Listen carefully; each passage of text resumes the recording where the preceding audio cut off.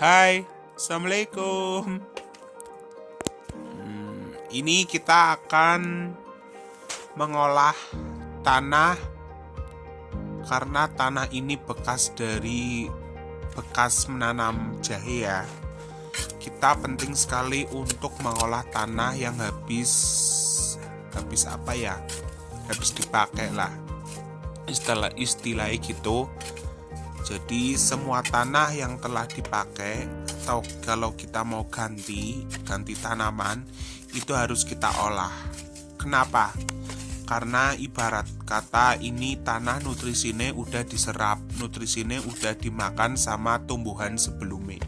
Jadi kalau kita mau nanam selanjutnya harus kita olah. Yang pertama adalah tanah harus kita aduk-aduk dulu, kita urak-urak, kita cangkul-cangkul kayak gitu. Terus aku biasa menambahkan sekam. Ini sekam yang udah bercampur dengan kotoran entok atau pupuk kandang, sekam plus pupuk kandang kayak gitu.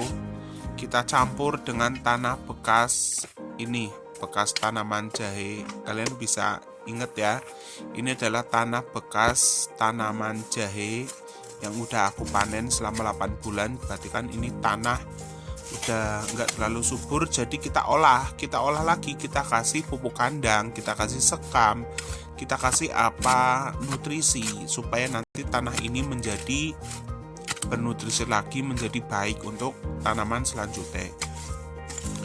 Fungsi ini juga untuk menggemburkan tanah. Jadi tanah kalau setelah buat tanaman itu biasanya padat karena diserap sama tanaman ya, si oksigen, si nutrisi.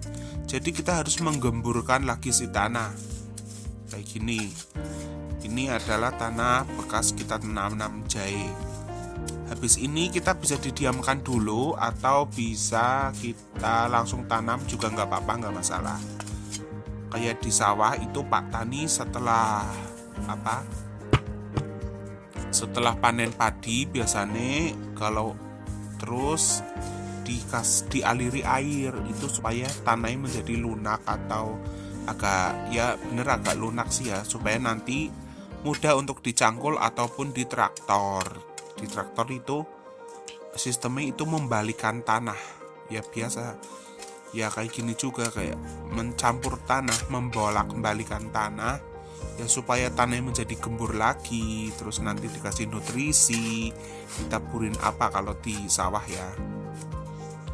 Kalau kita secara ini aja di rumah, kita kayak gini aja, diberi pupuk kandang atau habis ini siap untuk ditanam lagi tuh ya. Ini kan jadi gembur. Nah ini aku mau menanam jahe lagi, aku ambil tunas kayak gitu yang udah ada akarnya, tapi ini masih muda sekali.